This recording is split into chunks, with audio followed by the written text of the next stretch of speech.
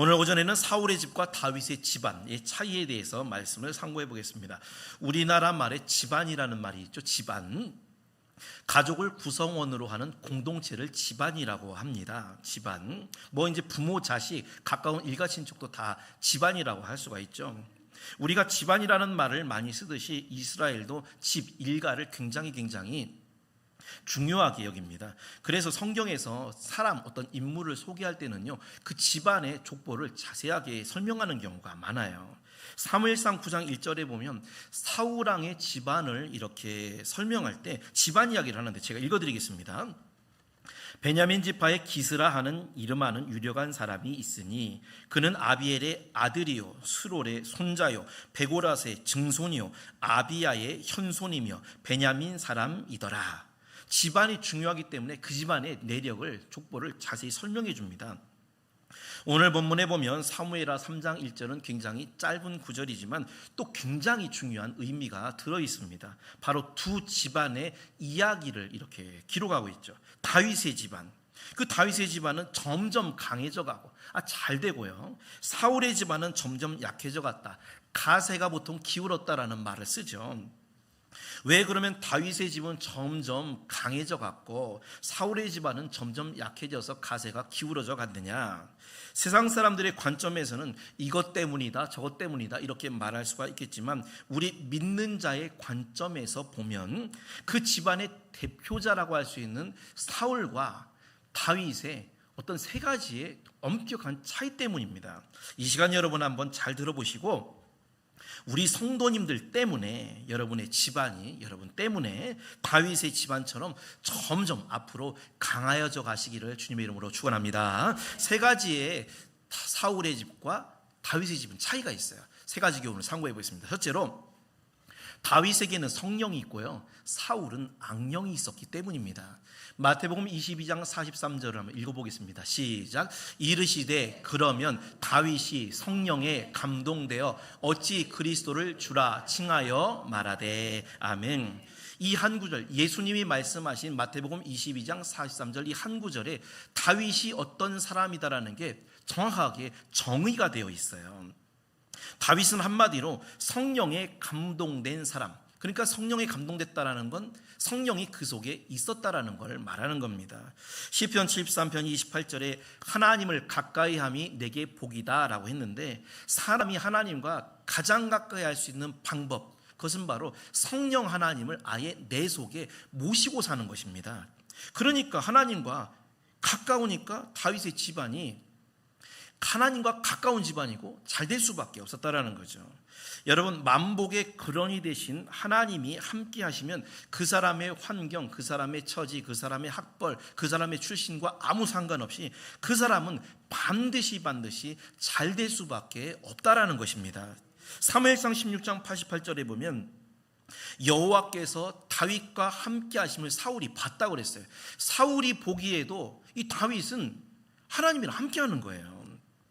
그래서 다윗이 도망자가 되어서 광야에서 환경이 굉장히 안 좋았죠. 그런데도 복이 있고 다윗은 잘 되게 됩니다. 창세기 39장 3절과 23절에 보면 노예였고 감옥의 죄수였던 요셉이 하나님께 함께 하심으로 범사에 복을 내려주셨다라고 했어요. 하나님이 함께 하시니까 복을 받을 수 없는 감옥에서도 복을 받더라는 겁니다. 사무엘하 6장 11절에 보면 여호와의 임재를 상징하는 법궤를 가드 사람 오벳에돔이 자기 집에 모시죠. 그때 여호와께서 오벳에돔과 그의 온 집안에 복을 주셨다고 그랬습니다. 이 오벳에돔은 이스라엘 출신도 아니에요. 오늘날로 말하면 이방 출신, 불신자입니다. 블레셋 가드 출신이죠. 출신이 어디여도 하나님이 함께 하시기만 하면 그 사람은 복을 받게 돼 있다는 겁니다. 그런데 반대로 사무엘상 16장 14절에 보면 사울 왕은요, 기껏 내려주신 성령을 소홀히 여겨요. 그리고 불순종하다 성령이 떠나가 버리시죠. 대신 악령이 내려와서 악령을 받게 됩니다. 마귀를 받게 되는 거죠. 악령은 마귀의 영인데 요한복음 10장 10절에 마귀는 도적질하고 죽이고 멸망시키는 존재라고 분명히 말씀하고 있죠. 도적질하죠. 우리의 모든 것, 우리의 생명뿐만 아니라 우리의 모든 가산을 다 도적질해요. 그러니까 집이 가세가 기울 수밖에 없죠. 죽이는 것, 이거는 우리의 육신을 죽이고요. 멸망하는 것, 이것은 우리의 영혼을 지옥으로 끌고 가는 것을 멸망이라고 합니다. 그러니까 성령이 아니라 악령과 함께 하시는 사울 본인도, 사울의 집안도 이거는 안 될 수밖에 없더라는 거죠. 그래서 정말 나 한 사람뿐만 아니라 내 집안이, 여러분 집안이 정말 잘 되고 싶으시면 다윗처럼 꼭 하나님의 성령과 함께 하시기를 축원합니다. 그게 다윗의 집처럼 점점 강해지는 비결인 거예요. 구약의 다윗과 사울의 결정적인 차이는 복의 근원이 되신 하나님의 성령이 있느냐 없느냐입니다. 사울은 성령이 없고요, 다윗은 성령이 있는 거죠. 어느 목사님 교회에 어떤 성도가 와서 상담을 해서 이렇게 말을 했습니다. 우리 아들이 보니까 하는 일마다 안 되고 다 망하고 실패하고 힘든데, 가만히 내가 생각을 해보니 우리 아들이 어릴 적에 내가 이 아들을 주의 종으로 드리겠다라고 서원을 했는데 그것을 안 지켜서 우리 아들이 지금 이렇게 안 되는 모양이라고. 목사님, 이제라도 우리 아들을 신학교에 보내서 주의 종의 길을 가게 해야 될까요?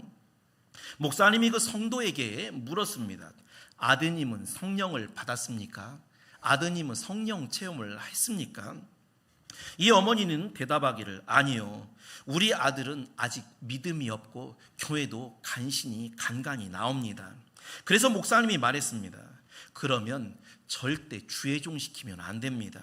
성령을 받지 않은 사람은 자기도 죽고 가족도 죽고 나중에 교인이 몇 명이 되었든지 그 교인도 다 죽게 됩니다. 그리고서 막았다는 거예요. 여러분, 사울 왕은 한 나라의 왕이었습니다. 집안으로 따지면 그 집안의 가장이 사울 왕이에요. 그런데 하나님의 성령이 안 계시고 악한 영에 붙들려 있으니까 나중에 보면 자기도 죽고 그 가족, 자식들이 죽잖아요. 그리고 그 사울 때문에 얼마나 많은 백성들이 죽었습니까? 반대로 다윗은 성령이 계시니까 죽음의 위협 속에서도 자기도 살고요, 가족, 형제와 부모가 살게 되고요, 그리고 그 나라의 백성들도 살게 됩니다. 여러분, 사울의 집은 성령 대신 악한 영이 사로잡고 있었기 때문에 점점 약해졌고요, 다윗의 집안은 하나님의 성령이 계셨기 때문에 점점 강해졌듯이 우리 성도님들도 다윗과 같이 성령에 감동되고 성령과 함께 하셔서 여러분의 집안이 정말로 점점 강해지시기를 주님의 이름으로 축복합니다. 두 번째, 다윗은 기도가 있고요, 사울은 기도가 없었습니다. 두 번째, 사무엘하 23장 4절 말씀을 다 같이 한번 읽어보겠습니다. 시작. 다윗이 여호와께 다시 묻자온대 여호와께서 대답하여 가라사대 일어나 그일라로 내려가라 내가 블레셋 사람을 내 손에 붙이리라 하신지라. 아멘. 다윗은 늘 기도하는 사람이었습니다. 여러분, 지난 한 주 동안 얼마나 기도하셨습니까? 이 다윗은요, 늘 전쟁하기 전에 항상 기도로 여쭈었던 사람이에요. 기도하는 사람, 기도. 그래서 이 기도한 다윗은 하나님께 기도 응답을 받고 전쟁을 했기 때문에 한 번도 전쟁에서 패한 적이 없습니다. 그런데 사울은 기도도 제대로 하지 않을 뿐만 아니라 기도를 하려고 하는 제사장의 기도도 못하게 막아요. 그래서 사울 왕을요, 기도의 기회주의자 이렇게 이야기를 합니다. 사무엘상 14장에 보면 블레셋과 이제 전쟁을 할 때 적진에서 대치를 하고 있는데 적진에서 소란이 막 일어나고 시끄러운 거예요. 마음이 급해진 사울은 자기들보다, 이스라엘보다 블레셋이 강하니까 겁이 나가지고 제사장으로 삼았던 아히야 제사장에게 빨리 법궤를 가져오라고 명령을 합니다. 하나님을 의지하고 기도해보겠다는 거죠. 그런데 이야기를 들어보니까 그 소라는, 블레셋에서 난 소라는 아들 요나단과 그 부하가 블레셋 진영으로 가서 블레셋 군사들을 다 물리치고 이기고 있는 거예요. 그 이야기를 듣자 방금 전까지만 해도 하나님의 힘이 필요해서 빨리 법궤를 가져와라 했더니 사울이 그 다음 절에 보면 내 손을 거두라, 법궤 가져오지 않아도 된다, 이렇게 말합니다.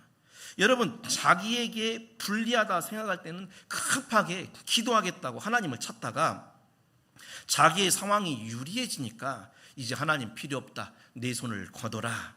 이것은 기회주의적인 신앙을 갖고 있다는 겁니다. 상황에 따라서 믿음과 그런 어떤 내 신앙이 변하는 기회주의적인 박쥐 같은 신앙. 그래서 결국은 나중에 하나님께 버림을 받게 되죠. 여러분, 진짜 신앙이란 무엇이냐? 좋을 때도 나쁠 때도 한결같이 하나님을 의지하는 것이 정말 좋은 신앙입니다. 옛말에 달면 삼키고 쓰면 뱉는다 그랬는데, 내가 어려울 때는 그저 하나님을 의지하는 것 같다가 상황이 좋아지면 하나님 언제 있었느냐, 필요 없는 사람, 이런 시대에 얼마나 많냐라는 겁니다. 우리나라 수능 보는 날이 가까이 오면 수능 특별 기도회라고 해서 기도하는 어머니들이 많아지죠. 그러다가 수능 날짜가 지나게 되면 기도하는 사람이 확 줄어들게 됩니다. 또 합격자 발표가 나면 그 이후로는 기도하러 오는 사람이 거의 없다고 그래요. 근데 이것은 잘못입니다. 왜냐? 마치 사울처럼 내가 이기고 있으니까 하나님 필요 없다. 이것은 이제 대학교 붙었으니까 하나님 나는 필요 없다. 이런 거랑 똑같은 거잖아요. 여러분, 하나님이 대학 시험 볼 때만 필요한가요? 그렇지 않죠.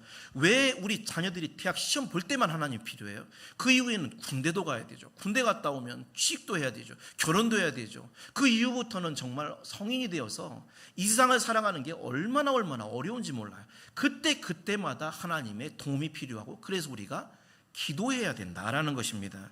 그런데 내 상황이 잠깐 좋아졌다고 하나님 멀리하고 또 힘들면 또 하나님 찾고, 이것은 기회주의적인 신앙이고 박쥐 같은 신앙이 되는 거예요.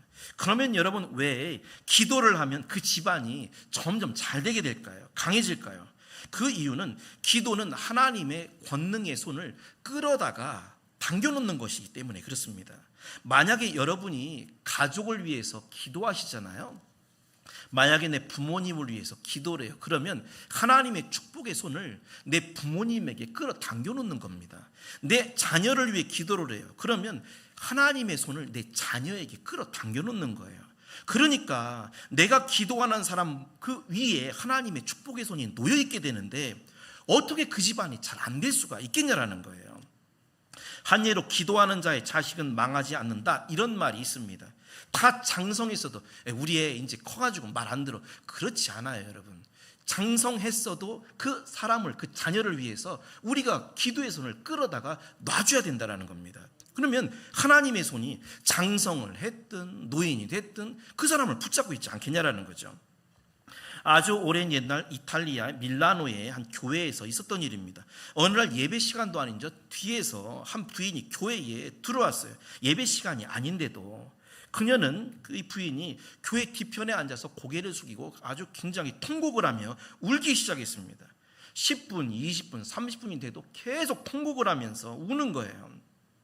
마침 그때 그 교회를 담임하던 암브로시우스라는 유명한 감독이 지나가다 그 광경을 보게 됩니다. 감독은 이제 그 지역의 대표 목회자를 감독이라고, 그렇게 감리교는 아직도 있죠. 이 감독이 보고서 통곡하는 거, 우는 걸 보니까 굉장히 저 부인에게 아픈 사연이 있는가 보다. 그래서 이 암브로시우스 감독이 그 부인 곁으로 다가가서 흐느끼고 있는 그 부인의 어깨를 토닥거리면서 물었습니다. 부인, 뭐 어려운 일이 있으십니까? 그러자 통곡하던 부인이 암브로시우스 감독을 보더니 말하기를, 감독님, 제 아들이 이단에 빠졌어요. 제 아들이 이단에 빠졌어요. 어떻게 하면 좋아요? 이때 암브로시우스가 그 부인에게 아주 유명하고 위대한 말을 남기게 됩니다.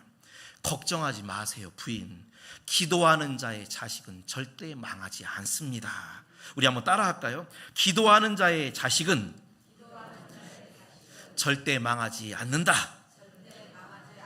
믿습니까? 아멘. 통곡하며 기도했던 그 부인이 누구냐? 중세시대 최고의 교부학자였던 성 어거스틴의 어머니 모니카 여사였습니다. 모니카였어요.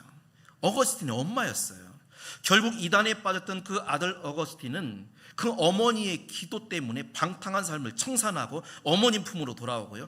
기독교 역사에 가장 위대한 발자취를 남겼던 이 사람을 통해서 모든 신학이 다 나와요. 물론 사도 바울 이후에 가장 최고예요. 그래서 우리 신학교에서 배우는 모든 신학이 거의 물론 이 사람도 사도 바울을 통해서 받았지만 이 사람을 통해서 신학의 내용이 다 정리가 됩니다. 대단한 사람이에요. 근데 이 사람이 원래는 이단에 빠졌던 사람이었다는 겁니다. 여러분, 기도가 이렇게 대단한 겁니다. 기도하는 자의 자식뿐이 아니에요. 기도하는 자의 부모, 기도하는 자의 형제, 자매, 기도하는 자의 집안은 절대 망하지 않는다라는 겁니다. 왜냐하면 기도는 하나님의 능력의 손을 끌어당겨다가 그 사람에게, 그 집안에게 당겨놓는 것이기 때문이에요. 우리 성도님들, 다윗은 기도의 사람이었기 때문에 그 집안이 점점 강하여져 갔지만 사울은 기도가 없는 사람이에요. 기도하는 것도 못 하게 했어요. 그래서 그 집안이 점점 약해졌듯이 우리 성도님들 물론 기도 많이 하시겠지만 지금보다도 조금 더 기도의 자리를 지키셔서 여러분의 집이, 여러분의 집안이 다윗의 집안처럼 점점 강하여지시기를 주님의 이름으로 축원합니다. 세 번째, 마지막으로 다윗은 회개가 있고 사울은 회개 없고 핑계만 있었습니다.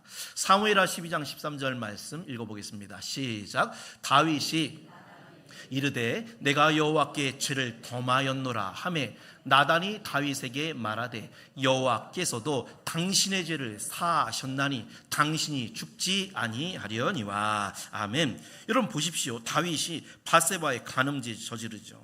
또 남편 우리아를 죽이게 됩니다. 십계명의 2개나 완벽하게 여기죠. 그때 하나님의 선지자 나단을 통해서 책망을 받게 됩니다. 그러면 그때 다윗의 지금 직위가, 위치가 나라의 왕이잖아요. 최고 권력자잖아요. 그러면 이깟 선지자 하나 몰래 죽여도 뭐 그냥 무방해요. 그 정도의 권력을 가진 왕이었습니다. 그런데 다윗은 선지자를 통해 하나님의 책망을 듣자마자 곧바로 나의 죄를 범하였다, 내가 죄를 범하였다, 회개를 합니다. 그리고 하나님도 역시 당신의 죄를 사였다라는 그런 용서의 말씀을 듣게 되죠. 여러분, 죄를 회개한다라는 게 얼마나 큰 능력이 있는지 모릅니다. 죄 회개하는 게 뭔가 부끄럽지 않나? 그렇지 않아요. 정말 능력 있는 게 또 죄의 회개입니다. 히브리서 10장 17절에 보면 회개할 때 저의 죄와 저의 불법을 다시는 기억지 아니하리라. 이사야 43장 17절에 주님은 또 죄에 대해서 기억지 않는다. 주의 등 뒤에 던지신다. 공이 서쪽에서 먼 것 같이 아예 멀리 던져버리시고요. 모든 죄를 다 씻어주신다. 용서한다. 이런 죄의 회개에 대한 용서의 말씀이 정말 너무너무나 넘쳐납니다. 예수님의 이름으로 죄를 회개만 하면 다 없어지는 거예요. 우리는 기억해도 하나님은 기억하지 않으신대요. 그런데 여러분, 사울 왕을 보십시오. 죄를 범할 때마다 주의 종들을 통해 하나님이 책망을 하시면 단 한 번도 회개가 없어요. 무조건 변명과 핑계를 댑니다. 사무엘상 13장에 제사장만 드릴 수 있는 제사를 드리죠. 그때 뭐라고 하죠? 당신이 늦게 오는 바람에 부득이하게 내가 제사를 드렸습니다. 그냥 내가 잘못했습니다라고 한마디만 하면 되는데 그냥 핑계로 일삼죠. 사무엘상 15절에도 아말렉의 모든 걸 다 진멸하라. 그런데도 아말렉의 소와 양을 욕심이 생겨가지고 남겨둡니다. 그때도 뭐라고 핑계대냐면 내가 하나님께 제사를 드리려고 그랬다, 핑계대죠. 한 번도 내 잘못이다가 없어요. 여러분 보십시오. 다윗이 지은 죄가 더 셉니까? 사울이 지은 죄가 더 세요? 다윗이 더 나쁜 죄를 지었어요. 간음에 살인죄 졌잖아요. 사울보다 더 나쁜 죄입니다. 그런데 다윗은 진심으로 회개가 있었고 사울은 회개가 없고 핑계만 있습니다. 그러면 여기서 왜 다윗이 회개를 하고 사울왕은 회개를 하지 않았냐라는 거죠. 그것은 바로 하나님의 영이신 성령이 다윗에게는 있었고 사울에게는 없었기 때문입니다.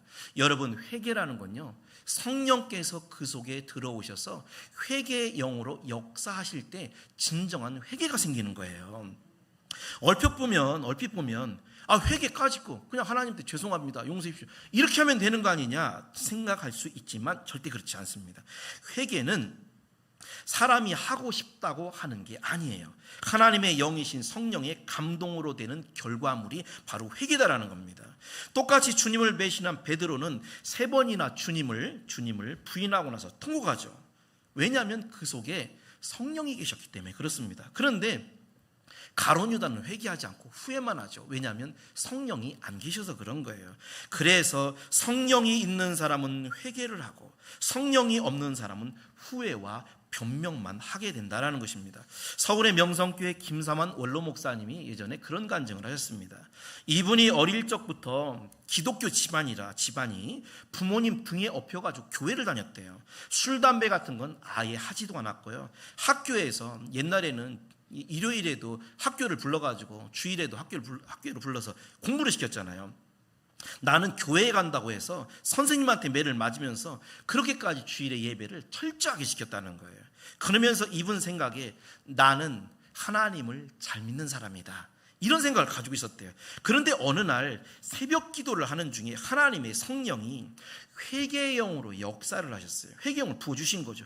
그때 내가 얼마나 죄가 많은 사람이구나를 깨닫게 됐답니다. 그래서 몇 년간을 이분이 날마다 자기의 죄를 회개하면서 울며 기도했대요. 이분 말씀에 회개는 스스로 본인의 노력으로 하는 것이 아니더라는 거예요. 하나님이 회개의 영으로 역사해 주시고 내 죄를 깨닫게 해 주셔야만 그때 회개가 이루어지더라는 겁니다. 이분이 그것을 깨달았다는 거예요. 여러분, 그래서 사람이 회개를 할 수 있다는 건 정말 축복 중에 축복인 것입니다. 여러분, 회개하시죠? 정말 축복 받으신 거예요. 반대로 회개를 하지 않는다라는 거, 이거는 정말 무서운 일 중에 무서운 일이에요. 누가복음 13장 3절에 예수님이 이러시죠. 너희가 회개하지 아니하면 다 이와 같이 망하리라. 그래서 회개하지 않는 것에 따라오는 것이 뭐냐면 멸망입니다. 멸망.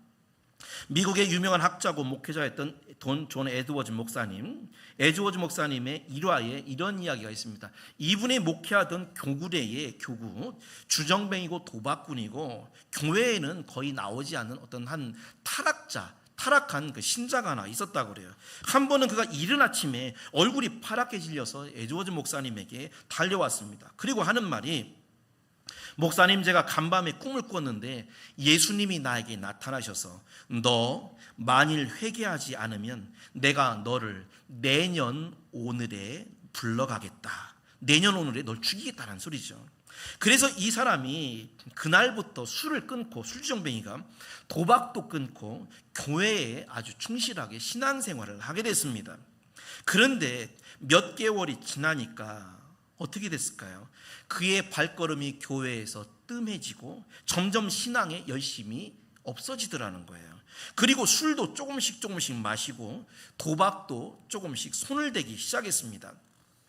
에드워드 목사님이 그를 만나서 꿈을 회상시켜주고 그렇지 않았냐 이렇게 얘기를 해주니까 이 사람이 글쎄요 이렇게 얘기를 하면서 교회에서 점점 멀어져 갔습니다. 이제는 완전히 이전 상태로 돌아가서 목사님에게 반항적으로 나오면서 뭘요, 개 꿈꾼 거 가지고 뭘 그러세요, 이렇게 화를 내더라는 거예요. 그런 어느 날 밤 이 사람이 어떤 술집에서 만취가 되어서 계단을 내려오다가 넘어졌어요. 실족했어요. 그리고 그 자리에서 목이 꺾여가지고 급사를 했다고 합니다. 이 소식을 들은 에드워드 목사님이 일기장을 찾아보는, 이분이 이제 일기장을 맨날 쓰는 분이신데, 일기장을 찾아보니까 이 사람이 죽은 날이 바로 1년 전 그가 자기를 찾아와서 꿈 이야기를 했던 그날이었다라는 겁니다.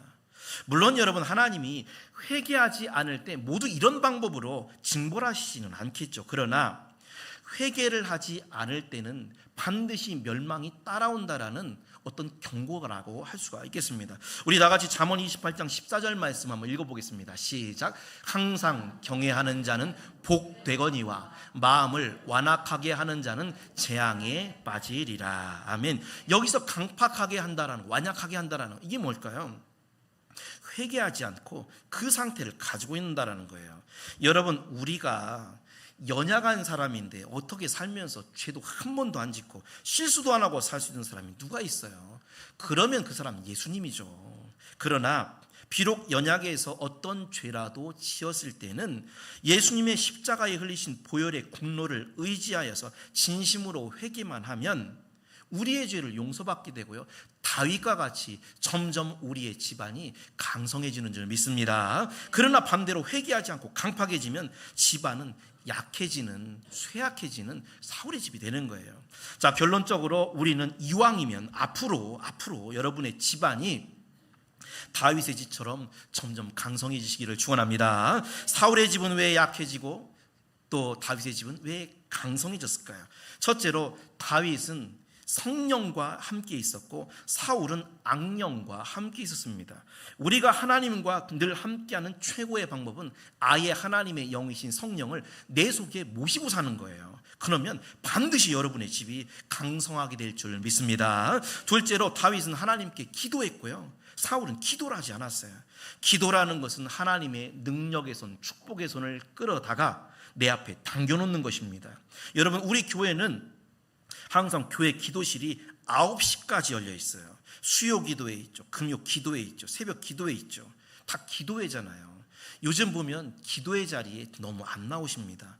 여러분, 기도를 해야 우리 가정에 축복의 손을 끌어당겨 놔야 하나님의 축복이 임하고 점점 집안이 잘 되게 됩니다. 여러분의 집안도 지금보다 더 기도하셔서 집안이 강성해지시기를 축원합니다. 마지막으로 다윗은 진정한 회개가 있었고 사울은 회개가 없고 핑계만 있었습니다. 우리가 비록 연약에 죄를 짓더라도 진심으로만 회개하면 하나님은 모든 죄를 다 용서해 주신다고 약속하셨어요. 우리 성도님들, 다윗 한 사람 때문에 그 집안이 점점 강성해져 갔고 사울 한 사람 때문에 그 집안이 점점 약해져 갔듯이 나 한 사람의 올바른 신앙 때문에 여러분의 집안 모두가, 일가 친척 모두가 다윗의 집처럼 점점 강하여져 가시기를 주님의 이름으로 축원합니다.